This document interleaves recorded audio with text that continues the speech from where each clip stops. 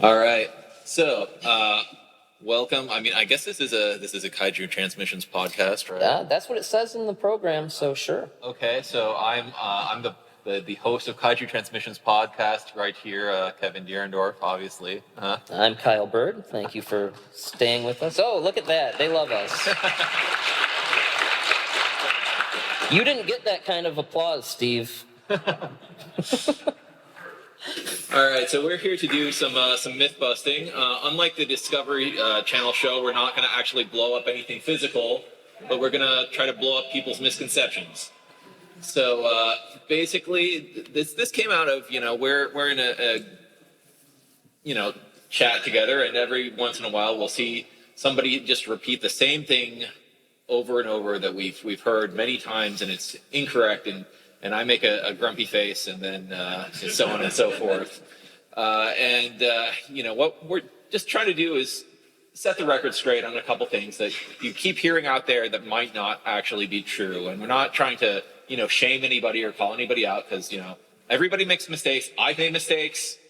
Birds probably made mistakes. Oh, yeah. It's really, just kind of like letting people know stuff that, you might have heard wrong about. So let's just dive right into it with an easy example. Well, this is one that I just can't believe we have to do. But it's still like, whenever me and Kevin see it on a Facebook thread, we screenshot it and send it to each other like, oh my God, why doesn't this die? But yes, this is the Godzilla King Kong versus Godzilla has two endings, one for the Japanese cut, one for the American cut, which both versions of that are readily available, and I mean it's just not true. And so that was perpetuated at first in Spaceman magazine, which was I guess a pre-Famous Monsters Forrest Ackerman publication, and it's somehow lived ever since, and it's just become like lore. And this is one that you really wouldn't think that would still be popular, but it is. And the only difference between the two endings is you hear Godzilla's roar at the very end of when the end title, the end screen comes on. Everything else is exactly the same. Yep, comes up in like Trivial Pursuit, right? yeah, right. Here's another one that just kind of grinds my goat because it snowballs because one person posts a photo of Eiji Tsuburaya with the caption Ishiro Honda, and another person sees that and says, that must be Ishiro Honda, and posts another unrelated photo of Eiji Tsuburaya and captions it Ishiro Honda. Like the picture we have here is one of them's from Encyclopedia Britannica. The other image is the booklet for the UK Eureka Blu-ray of the H-Man in Battle in Outer Space. The director's spotlight on Ishiro Honda. It's try to point it out whenever people get it wrong because this guy is Ishiro Honda, or is it Inoshiro Honda? And are they the same person? This is another one that sometimes comes up and gets confused because some people are under the assumption that there was a guy Ishiro Honda who worked with Akira Kurosawa, and then there was an unrelated guy Inoshiro Honda who worked on the Godzilla movies, and no, they are in fact the same person. What it basically comes down to is Japanese is a difficult language, and there's different ways to read people's names. If you look at the first character of Ishiro, it's the kanji for boar, and it can be read as Ino, like think of like Inosuke in Demon Slayer. So people who didn't know it very well would read it and transcribe it that way, and it winds up in several of the U.S. cut credits that way. And you see that with a lot of credits. Like I've seen Tsuburaya transcribed as Entani, and you think, how did that happen? And the answer is Japanese is hard. This is another one that just kind of like it's a peccadillo of mine. It's that pebble in my sock because every time I see this spelling, the Gojira, as some sort of like, this is the original way that you're supposed to write this, or just say this is the original movie, and then for some reason all of the subsequent movies have a different spelling of the creature Gojira. It's always been spelled from the beginning by Toho with the Godzilla.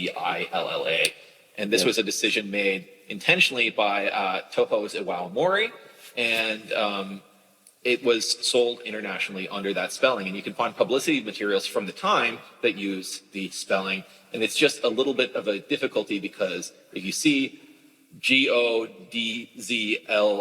I'm not going to. Learn spelling, man.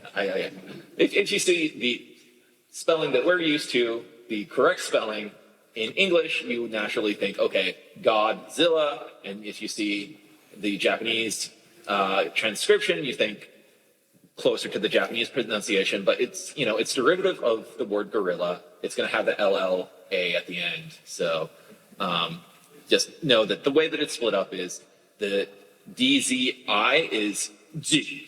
So if you say Godzilla, then you can see how that spelling came about. So it was not really a change made by the American side of things. And this is something that I see quite a bit with Western releases of Japanese titles that have English titles. The movie Ring has an English word, ring. But for some reason, when it got brought over here, they said Ringu. And that's just saying the Japanese title with a Japanese accent. And if you look at the original Japanese title, it just says The Ring on it. Same deal with Mothra. Moth is an English language word for those that don't know. Yet sometimes you see it written out with the MOSU, Mosu, because that's a transcription. And same deal with Nobuhiko Obayashi's house. It's not that the Japanese title would have ever been written in a Japanese context with the straight transcription. So that's just one of those things. Like if the title's in English already, just write it in English. Don't transcribe it into Japanese and then from Japanese into English. Here's one that. Here's one. I'm out of order here, but here's one that I've seen a couple times that I think was originally perpetuated by a certain American writer in a kind of infamous book. That there's multiple things in here that originated there. One of them is that Akihiko Hirata and Akira Takarada switched roles in Godzilla 54 with Hirata playing Ogata and Takarada playing Serizawa. And this is one Ishiro Honda was able to live through to debunk. He did an interview that said it's unthinkable that would be the case. So put that one to rest. Here's another language one for you. Yeah, so this is a quick one. It's if you see certain versions of the Godzilla vs. Destoroyah, including like the Australian DVD, Emiko gets called grandmother in the subtitles, and that's just somebody not quite hearing correctly because she is the main character's aunt, and it's very easy in Japanese because Oba-san is grandmother and Oba-san is aunt, and if you don't really know how these characters are related, I could see a translator just kind of assuming like, well, this old lady, she must be their grandmother. Oh boy, here we go. So one of the most famous pieces of lost media is the spider pit sequence in the original King Kong. And a lot of people have said that, I saw a revival screening that showed it. Ray Bradbury claims that he saw it, and to which, his best friend Ray Harryhausen would just sit next to him and roll his eyes and be like, yeah, sure, Ray. Bradbury said a lot of stuff. He also claimed that he remembers seeing light come through the birth canal as he was being born. So he was an interesting guy. But by all accounts, that was never shown to an audience. We have a letter from Marion C. Cooper himself saying, any scenes that were removed when he left RKO, and they had a big fire in the 50s, and any Kong material that was laying around, he feels was destroyed in that fire. And then he even says in that same letter, the spider pit sequence was never seen in any theater I cut it out before Max Steiner even scored the film. So if it was in any version of it, you would have the music with it. In that same letter, he also says that he took it out just because he felt that scene kind of derailed the plot. Didn't have much to do with Kong. So, that's the other one is like, oh, it was too scary for audiences, but it was never shown to audiences. So We don't know if it was even filmed, right? yeah, when I interviewed Roy Morton, who's a Kong scholar and a film writer on my podcast, he's under the impression after his research, looking through all the papers and stuff, he says he doesn't feel like it was ever even filmed. And there's really debate over that because depending on what script notes you look at, and a lot of them it's crossed off, the shooting schedules. But it seems like the most logical middle ground to that, because O'Brien also said that was one of his favorite pieces of animation that he ever did. But I think it's likely because there are those photos, and those were test photos, and I think it's logical to assume that he may have done some test animation when those photos were taken as well. Speaking of the spider pit, this is one that drives me so crazy that during COVID, when I was working from home and just largely bored, I was like, I need to figure out if this is true. And I did this huge deep dive, and I wrote an article for John LeMay's magazine, Lost Fanzines, which later got republished in the second edition of his Kong Unmade book. But I interviewed stop motion experts, people that knew Willis O'Brien and his family. And this is a common one. You see it everywhere from IMDb to Wikipedia, whatever. Don't believe everything you see on the internet. In fact, I was made aware that even in a panel that occurred at this convention, this was repeated just, yesterday or the day before. But that's the Black Scorpion, the Willis O'Brien giant insect movie, repurposed models from that old spider pit sequence. You can read the article that I just mentioned, but, just to keep this kind of short and sweet, there's really no real logical way that could have happened. Obi didn't keep his models, and those were RKO property. Around the same time when Jim Danforth visited RKO and he was making Jack the Giant Killer, he did see some Kong props, including some of the dinosaurs, and he said they were too dilapidated to use. The Black Scorpion's nearly a quarter of a century apart from Kong, and those models just did not hold up over time anyway. Some of the real stop motion experts, like Mark Wolf that I talked to, he was saying, the Black Scorpion models weren't even constructed the same because there were advancements in the medium. They used ball and socket joints in the armatures as opposed to, the ways they were made during Kong. So, that's one that really just, on the surface, it seems plausible, but then when you start to kind of scrutinize it, it quickly falls apart. So this is another one that we sometimes hear things about Kaiju's gender, and that's, to some extent, I think, a language barrier issue, just because the way that gendered pronouns work in Japanese is differently, in that usually a gendered pronoun is a first-person pronoun in Japanese versus in English where it would be a third-person pronoun. You say he or she as opposed to boku or atashi. And the thing is, monsters usually don't talk, so they don't convey that all that well. Along those lines, one thing that we find every once in a while popping up, and this has kind of been dying off in recent years, is this notion that the Showa, the second Godzilla that shows up is a female monster. And as far as I can tell, this goes back to the English language release. The Godzilla was renamed to Gigantus, and in Ian Thorne's book, she basically says that this is a female monster, and I think a lot of people growing up reading that just assume, okay, well, I mean, this Godzilla is female all along. Now, there are, believe it or not, actually show up female Godzillas in weird offshoot things like some of the video games or the Ace Space Godzilla short story. But there's other, gender-related items here and there, like we keep hearing about how the 90s later Mothra Leo is male. As far as I can tell, that's just an assumption that's made based on the antennae, but I haven't seen anything. And there's the subtitles, yeah. Also. Yeah, well, the subtitles use all three genders for Mothra in that trilogy. Yep. It's very confusing there. A similar deal, Zerum is, my favorite monster movie from Japan, and the director, Keita Amemiya, has specifically said that that's a female monster, but has, a very male kind of silhouette. So I think a lot of, even in those official subtitles that says he, even though the creator has said that it is a female monster. So stop misgendering Zerum.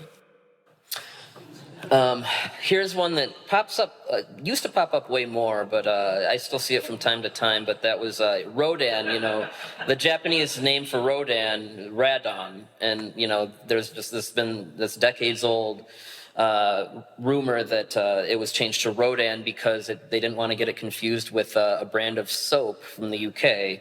Looking into it, we found out that the soap was actually called Radion.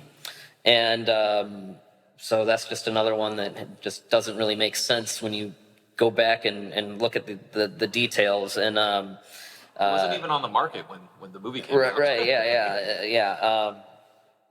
I think maybe you could say the element radon maybe they wanted to avoid, but nothing to do with soap. So, for some reason, there's a lot of miscommunication about the Luminous Fairies in Mothra, which was kind of an early version of the movie Mothra that came out as a novel. And I guess for whatever reason, people have latched onto it and said, like, oh, Mothra is a novel adaptation in a way that doesn't necessarily reflect the reality of things, because it was always going to be a movie, and it was a very common practice at Toho at the time to start. Tomiyama would go to a novelist and say, write a novel that we will use to form into our movie. And that happened with Half Human, that happened with Rodan, with Godzilla Raids Again. But for some reason, Mothra, I think because it has a different title, people have latched onto. And if you look at when the novel was published, it was just a couple months before the movie came out. It also has 3 credited authors, which is not normally the way novels are written if they're not, a collaborative pitch for a movie going experience. But the weirdest thing that I hear coming up sometimes is like, oh, this was the original thing that predates Godzilla, and I don't know how people make that connection because it does not make any sense for that to happen that way. Similarly, I often hear talk about like, oh, this thing is based on the original manga for some of these TV shows, and here are many examples.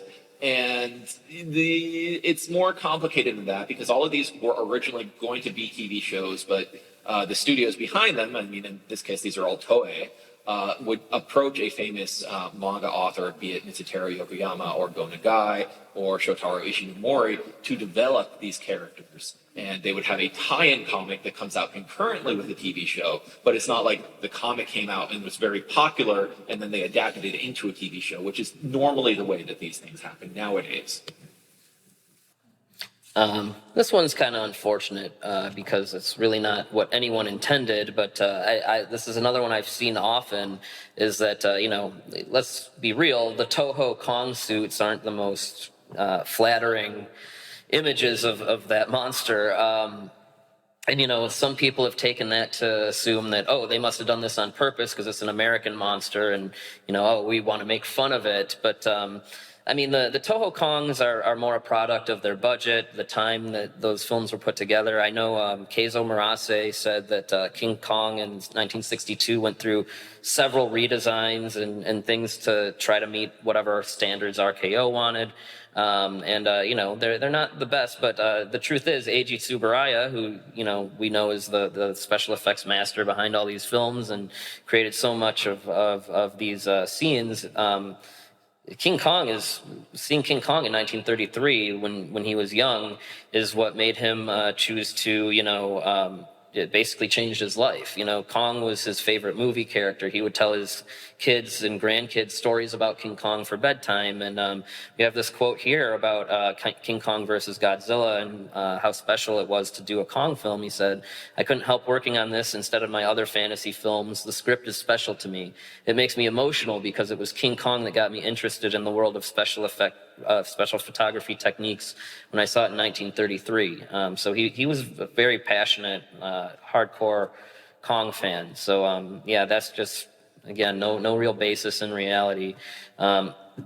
A similar one that I see a lot is King Ghidorah being a metaphor for China. This invader from outside, and I guess academics have read it as, it's Japan's anxiety about China. And this is another one Ishiro Honda was alive to debunk. He said, it's basically a modern take on Yamato no Orochi, the eight-headed dragon from the old Japanese folktale, and we wrote it as a creature that came from outer space. So it's fine if you want to think it's China, but that is not what the intent was. All right, I think this is going to be a relatively quick one, just because I see it come up quite a bit. Is like, oh, Godzilla's dancing the Highland Fling, or so on and so forth. It keeps getting called the Highland Fling quite a lot, and that's not the dance that he's doing. And it was kind of a very important pop cultural zeitgeist dance at the time called the shit dance. And it comes from a manga, Ozumatsu-kun, which was super popular at the time. And if you start watching Japanese media, you'll just see it come up over and over and over. And there's one of the Beatles doing it. Like, come on, it's all over. Get the dance name right. Here's another one that sometimes people make assumptions about, that they know that Tsuburaya was working for Toho, and suddenly he went off and he created his own company and started using, some Toho resources. And a lot of people interpret this as Tsuburaya went behind Toho's back and kind of like betrayed all of the goodwill that he had built up making these Godzilla movies to launch his own personal career. And that's kind of like not the way it went down, because Toho actually invested heavily in Tsuburaya Productions when it was first created. They co-produced a bunch of projects with them, and they actually they owned Tsuburaya Productions until 1992. So it was the idea that Toho was all aghast and scandalized that these Toho resources were being robbed from them to go make these television programs doesn't make any sense, because they, if you watch the Champion Mastery movies in the theater, they have Ultraman shorts right next to the Godzilla movies, or Daigoro versus Goliath was a co-production between them. Here's one that I actually had to, while in preparation for this panel, I thought this was true until we started doing this. Exactly. So there is an unaired episode of Ultra 7, not to be confused with the banned episode of Ultra 7. I think it was supposed to be episode 34, Revenge of 300 Years. According to the legend, what happened was this episode was filming, and there was an accident where Anne's actress Yuriko Hishimi was almost crushed to death under a giant inflatable Ultra 7 hand, and she was so traumatized that she went to Tsuburaya and said, "You can't show this on television. You just scrap the whole episode." And they said, "Okay, we'll just make another episode 34 instead." And that's a great story that really came about in the 90s and was not part of the actual historical record. Basically, this was something from a television feature. There was a movie called My Beloved Ultra 7 that was a dramatization of the making of the series, and that's what this scene was in, and a lot of people took it at face value. Now, Revenge of 300 Years was a script that was written, but it was not filmed, and it was probably just too expensive to be made into an episode, so it's an unmade concept that they used for this TV movie. Here's one that I see coming up every once in a while, and I think it's just people making assumptions and could potentially get them in trouble. And that's that a lot of old kaiju movie dubs are in the public domain, and you get these kind of fly-by-night companies that put out packs of kaiju movies, assuming that they can get away with it because nobody's going after them. But that doesn't actually mean that they're in the public domain. What happened is the American distributors for a lot of these, be it Cinema Shares or AIP, would not put the copyright information at the beginning of the credits. So normally with an American movie, if that happens, like a famous example is Night of the Living Dead, it does wind up in the public domain. But the thing is, those are derivative works of Japanese movies. The Japanese copyright holders still own the copyrights. So if you put out Monster from the Prehistoric Planet, Nikatsu could actually go after you and be like, hey, this is our intellectual property, so don't do that if you don't want to get sued. Here's just another one that I hear a lot of like, oh, there could never be a crossover between Gamera or Godzilla, or oh, like Ultraman and Godzilla could never meet each other, and that hasn't happened in a movie. That doesn't mean that it couldn't ever happen, or in fact that it never actually happened. There's just a whole litany of examples of crossovers. They just have not been in high-profile projects. They've been in stage shows, in puppet shows, in video games, in promotional art, and it happens a lot. Like, they are different studios, but those studios have to get along. But it doesn't mean that they can't get along. It's just sometimes they don't want to get along. Here's one that I see a lot, and that's that the design for Gappa was recycled from, or before Ultraman was Ultraman, the concept was Bemlar, which was an alien hero character that was kind of bird-like. We always heard that concept art was recycled into Gappa for Nikatsu. But that's really doesn't make any sense. It's different studios that really wouldn't have had that kind of communication with each other. It's really just that those two, the Bemlar concept and Gappa were two characters that were drawing on the same kind of influences from Japanese mythology, the Tengu, the Kappa, creatures like that. Yeah, at that point in time, yokai were on the upswing in Japan.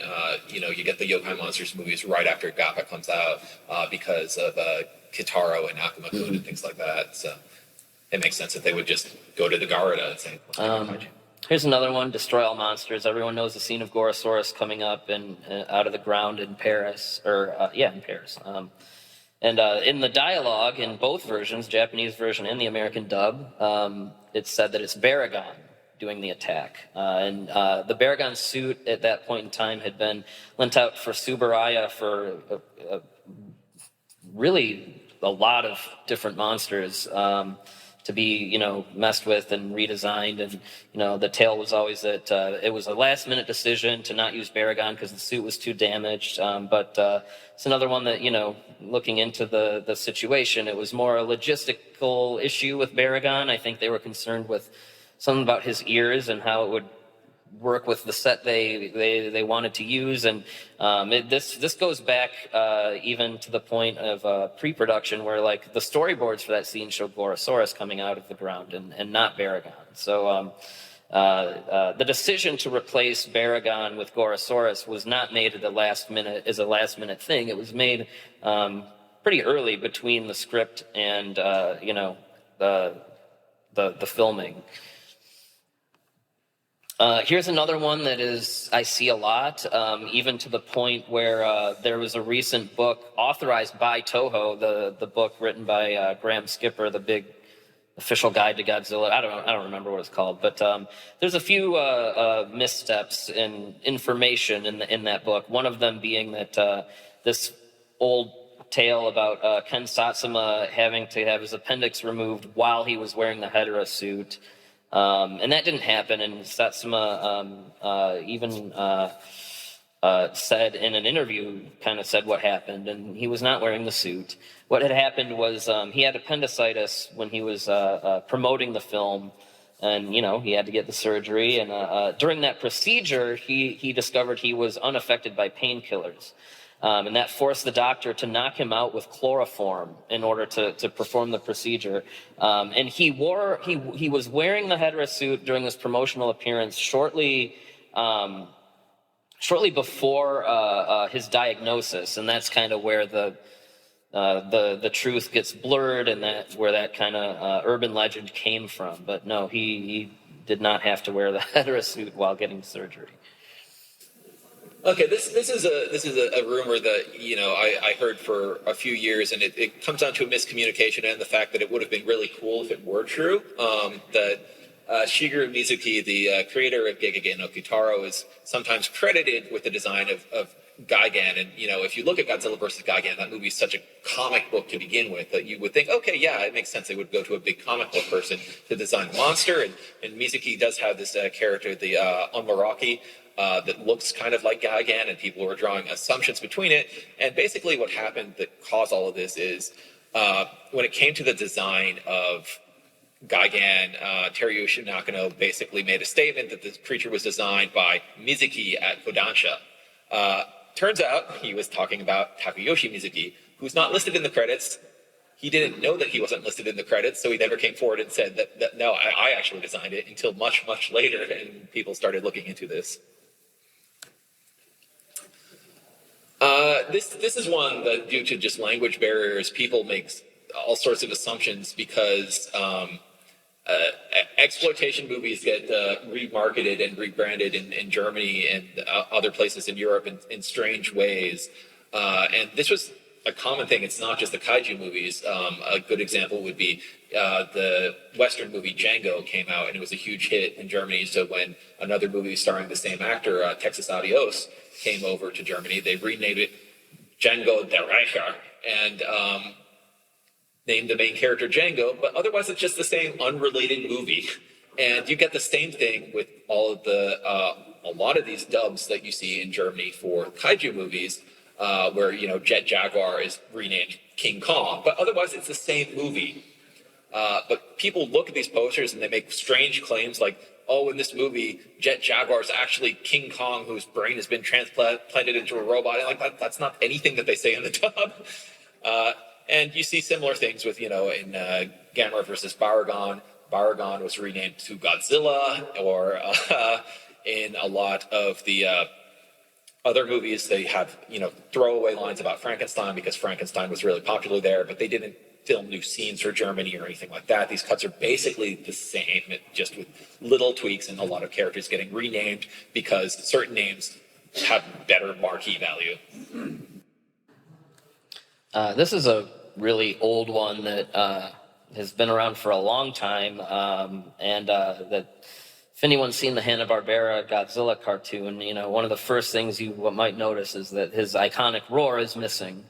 And for the longest time, the rumor was that Toho wanted more money to use the actual roar, and sounds like stuff Toho might do, but I had the chance to interview a guy named Dwayne Poole for my podcast, who was basically kind of the showrunner and of that series, and I asked him about it directly, and he said, no, that was something early on that we decided against using the roar because in the show, the whole concept of the show is Godzilla has to have a sort of relationship with these characters on this boat.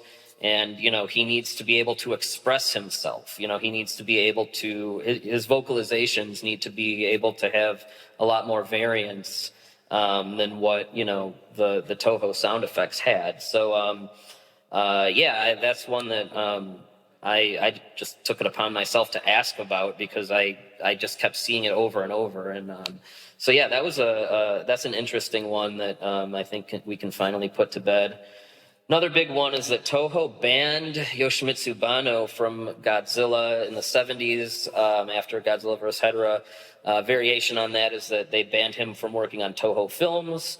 And while it is true that the producer, Tomoyuki Tanaka, was in the hospital for the majority of Godzilla vs. Hedorah, he wasn't there to oversee it.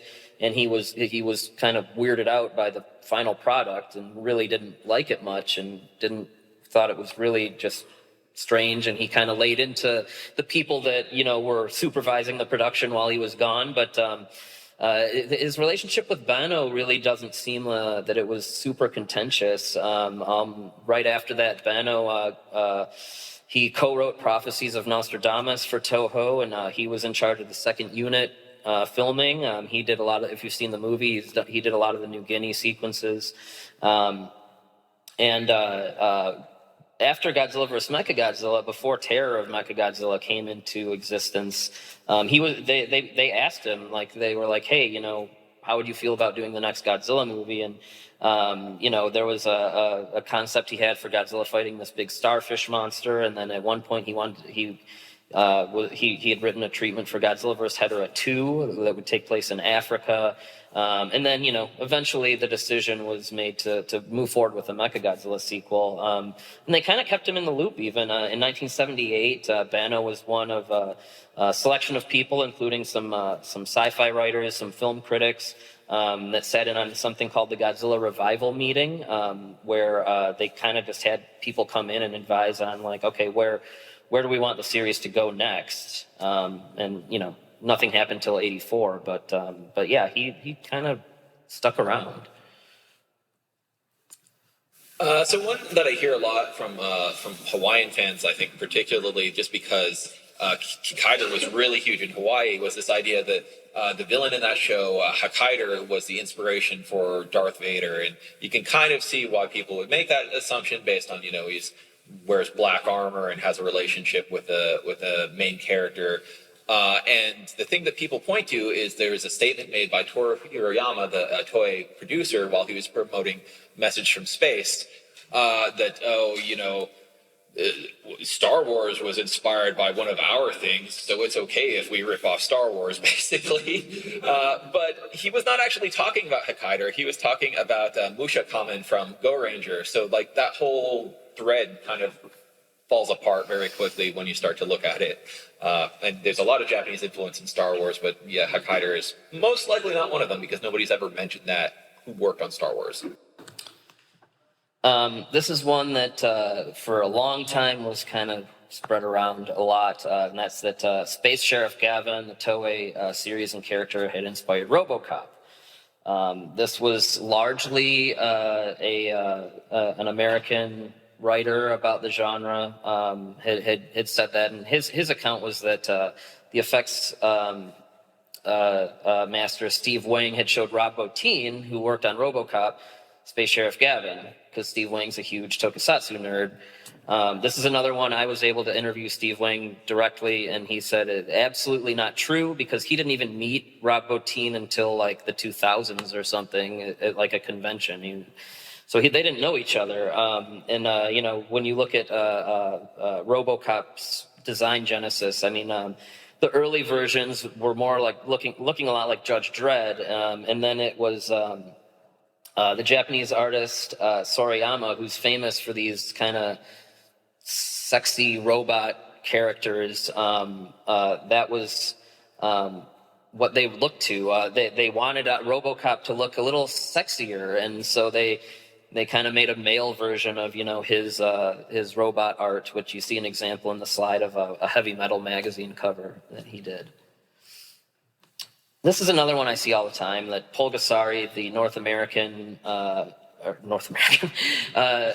Korean film, the suit that Ken Satsuma, who played Godzilla, the suit that was used in that movie was the '84 Godzilla suit, but I don't think that really holds up, does it, Kev? No, I mean, if you look at this picture here, the Godzilla head doesn't come off like that, so it just does not make any sense. They don't even really look in the snout. They look kind of similar, maybe, but they really don't even look. I think it's the eyes that get people. But, yeah. Most of the suit, not so much. This is just a quick one. A lot of people assume that because The Last Dinosaur was a co-production between Tsuburaya and Rankin Bass, that Rankin Bass's later movies by the same director were also co-productions. They did actually have a lot of the same staff. People from Tsuburaya worked on it, but not as part of Tsuburaya. So if you look at the credits, there's nothing in there that says Tsuburaya. If you buy Tsuburaya Sanson's books, they don't say that they worked on it. So that's a quickie. Another one that I hear all the time, and it's just, I think, a bit of a miscommunication. People always point to Return of Ultraman from 1983 as one of Hideaki Anno's student films. He actually made earlier films that were his student films. Return of Ultraman was made as a kind of a semi-professional project after he had dropped out of school as part of the Daikon Films project that had really become its own company. So his early student films, you can tell, because it's just him and his friends, there's no costumes, there's no miniatures. He's just, playing Ultraman in this blue jumpsuit as opposed to the red and silver one that you see from the much more polished Return of Ultraman shorts.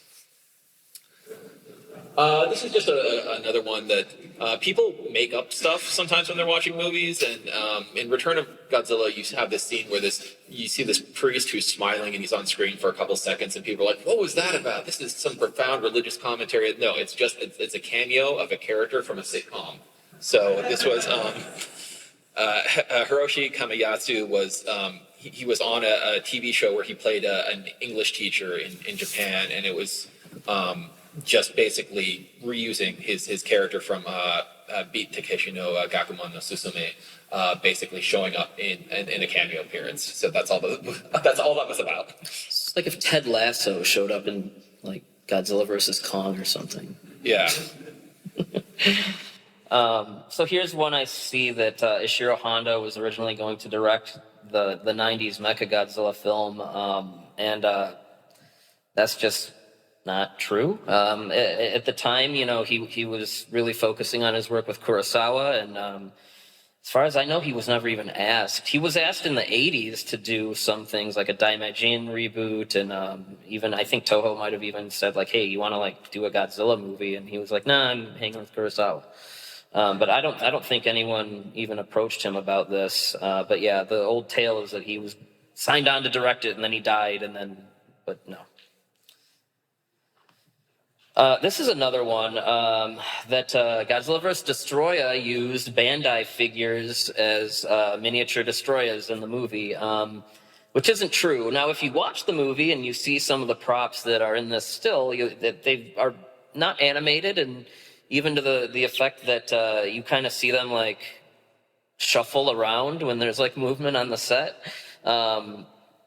But they look like Bandai toys, and I think that's why people say that. But they're not actual Bandai toys. Now, it is interesting to note that Bandai, often with these things, they provide a lot of the plastic for the props and things, the molds and things like that. But they're not giving them literal toys to use as miniatures. They're providing the plastic and the actual resources to make the miniatures. Oh, this is a painful one. Oh, Lord. Yeah. Okay, so this one is complicated, so just bear with us. So when Godzilla Final Wars came out, the director, Kitamura, he has him and Shogo Tomiyama, they have that kind of famous quote of like, it took the god out of Godzilla, so when it shows up in our movie, it's referred to as Zilla. And then, Zilla then becomes its own separate character that licensors can license, like, the IDW comic books, because Toho owns that design and everything. But they didn't change the name of the monster. What it is I guess the easiest way to explain it is Toho's view of Zilla is that it's a variant of Godzilla, the same way Kiryu is a variant of Mechagodzilla, per se. And just like, if you're a comic book publisher or something and you want to use the Kiryu Mechagodzilla, that's a separate copyright you have to pay for than the Showa version, the 90s version, whatever. So that's more or less their thinking there.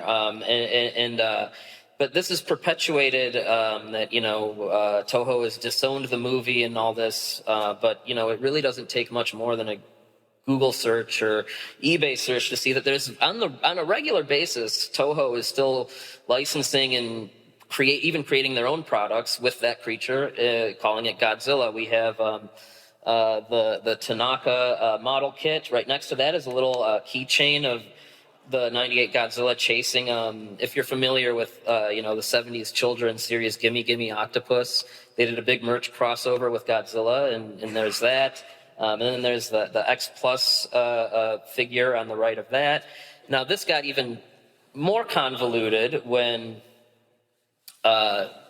Legacy, a toy company, announced a statue for the character as, we're doing the Godzilla 98, and then a few months later, they were like, we're doing Zilla, and they put together the image, and now this toy that they were making as Godzilla is now named Zilla. So that's created a whole big mess of confusion. Yeah, I think a comparable situation is, at one point, Good Smile Company wanted to make Kamen Rider Ryuki figures. and they were told, no, Bandai has the license to make Kamen Rider Ryuki figures. So what Good Smile did was they licensed Kamen Rider Dragon Knight, which is an American show that uses footage from Kamen Rider Ryuki, and they made figures from Kamen Rider Dragon Knight, not to be confused with Kamen Rider Ryuki, even though they are exactly the same designs. Yeah, and to add to that, that Tanaka sculpture in the previous slide, and the Legacy Zilla figure both came out this year. So here's another interesting one that Twister was a rewritten version of the 1994 TriStar Godzilla movie that didn't get made. That's not true, but I can kind of see how playing a game of telephone, you could maybe get there. What had happened was Helen Hunt and Bill Paxton were contracted to be the stars of the 94 Godzilla movie. And when that got scrapped, they still owed TriStar a film. And so that's what folded them into Twister. Other than that, the two have nothing to do with each other. Oh, God. So this is one that has only kind of become popular in recent years. I never heard it until like a couple of years ago. But there's this, if you go to IMDb, Wikipedia, I mean, a lot of sources say that the Stephen Sommers 1998 movie about a giant octopus attacking a yacht, Deep Rising, which is a great movie, by the way. There's this idea that it was a prequel to King Kong. Now, at the end of the movie, spoilers for a 25-year-old movie, if you haven't seen it, I'm sorry. Don't let this prevent you, because it is a really good movie. This is one that is cool, and so I kind of wish it was true. But at the end of the movie, the characters are, they defeat the monster and they swim to a shore, and they feel like they're safe. And at the very end, you hear this huge roar, and the movie cuts to credits. And the myth is that Stephen Sommers did that as a backdoor prequel to King Kong, and he would do a remake of King Kong that uses those characters, and it would be a sequel to Deep Rising. Now, if you look at the time period, 1998, this is still when Universal is trying to get their own Kong movie off the ground. Deep Rising was made for Hollywood Pictures, which was a subset of Disney, and Disney did not own the rights to King Kong. Universal did, and that's at the same time Peter Jackson started his development of his film at Universal, and that didn't get made until 2005. So it really makes no sense that Disney would even be trying to make a Kong film. Now, if you look at the Blu-ray and the special features, there is an interview with the cinematographer who says that Stephen Sommers' kind of pipe dream was that would lead to a sequel, Deep Rising, that would be a new adaptation of Journey to the Center of the Earth, which also sounds like it would be cool. But no evidence anywhere, besides sites like IMDb or Wikipedia, where you can just make something up and put it out there, exists that was any kind of plan.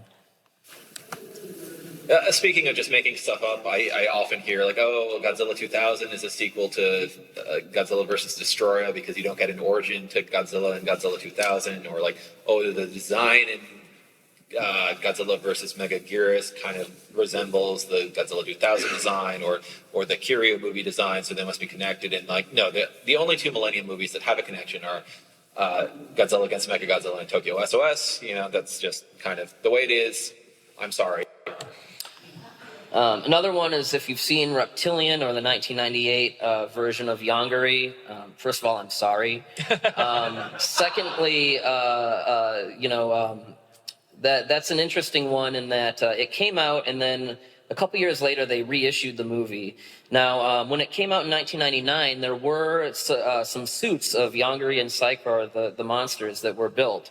And so the myth had become that the 2001 re-release replaced all the monster stuff that was suits with CGI. What it really was, those suits were only used in a small handful of shots.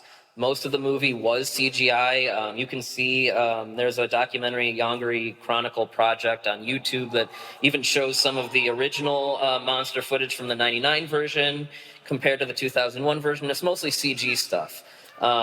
So that's another one. There were suits, and they are kind of cool looking, but they were not a big part of that film.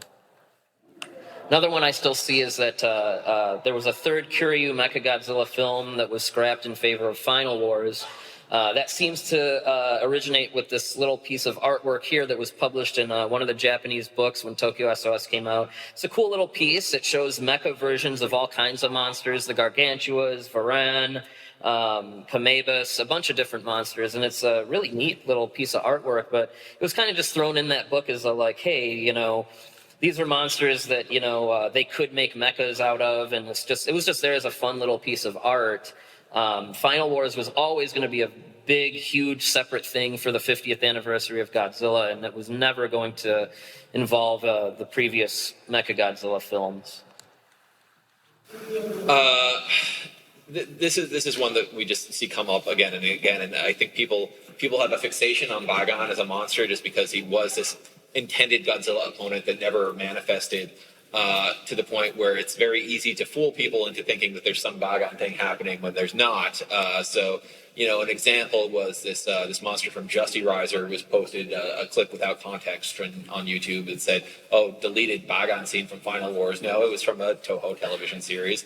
And then more recently, because the puppet series Gojiban had a Mothra versus Bagan like direct-to-video movie basically made.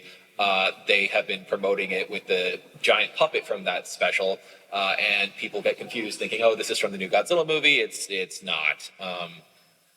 Speaking of Godzilla movies, Takashi Yamazaki is directing the upcoming Godzilla -1, and a lot of people say, "Oh, he's the guy that did the special effects on Shin Godzilla." He did not. This is something that was so widely spread around due to it being on IMDb that CNBC had an article. They had to correct it when it turned out that he did not actually work on that movie, even though he works for a company that worked on it, but you know, that's not the same as having worked on it. It's a similar situation where IMDb says Shinji Higuchi was a Japanese production coordinator on Kill Bill, and different Shinji Higuchis, people. Yeah. So again, don't always believe what you read on the internet. This is one that came about, I think, largely due to just a miscommunication at G-Fest, where, speaking of Shinji Higuchi, he was being interviewed about the timeline for working on Shin Godzilla and the back and forth with Legendary, where he said that they had to finish Shin Godzilla by a certain amount of time because he wasn't allowed to be working on something at the same time that there was a movie being made in the U.S. And because there were animated movies that came out in Japan, people assume like, oh, this means that he said that the contract only applied to live action movies. But if you watch his interview, he never specifies anything about live action movies there. My read element is that they probably made the movie, the US movie got pushed back, and they had a 6-month gap where they could make 3 animated movies very quickly and very cheaply. This one's only a few days old and it's already everywhere. The upcoming Godzilla -1, there was some kind of translation error at some point where the Toho guy said it follows Shin Godzilla, but what he really meant was that it follows it like as this is the next movie, and then that even forced the article on Forbes to kind of rephrase, and it's a standalone thing. It's not in any way related to Shin Godzilla. So that's one I've just heard just from walking around the hallways here. And no. Do we want to get into these ones no one cares about, or should we get some questions? We have some like more obscure ones in here, but what do y'all think? We want some more? We'll All right. go through a bunch of these. Naoya Matsumoto is the creator of Kaiju number 8, the popular Kaiju manga. Naoya Matsumoto is a suit actor in these Godzilla shorts. They are not the same Naoya Matsumoto. It doesn't make any sense for a manga author to be going around damaging himself when he could be making a lot of money on manga. Boom. I always hear that the Leo Pardon suit from Spider-Man was stolen during production, and that's why it's all stock footage after a certain point. But that doesn't exist in any Japanese documentation. It's just something that you hear at American comic book conventions. I think if it happened in Japan, we would see something about it in Japan. In addition to that, I hear that, maybe the suit was reused, cut apart and remade into the Dejimon robot. And, honestly, that makes more sense knowing how stuff went at Toei at the time. I hear that the Marvel Godzilla is the official tallest Godzilla. It's not. It has no official height. They never say how tall Godzilla is in Marvel Comics. Yes, he appears next to a very high Space Needle. Yes, he appears next to the Golden Gate Bridge. Yes, he appears next to Red Roman. All of these things are different sizes, so you can't make an official inference about kind of what his height is. I hear the term Neo Heisei thrown around. That doesn't mean anything. There's no the Heisei era refers to the Heisei Emperor in Japan. There's no Neo Heisei Emperor. So that just this creature from the teaser trailer for 2014. Some people say that its name is Vishnu because it starts with this Oppenheimer quote, which is taken from the Bhagavad Gita. But there's nothing official that ties it. This is a fan canon name. And just to quickly wrap it up, we keep hearing things about, check out this clip from the next upcoming Godzilla movie, and they are not from the next upcoming Godzilla movie. So, take everything with a grain of salt when you see it online. All right. Thank you.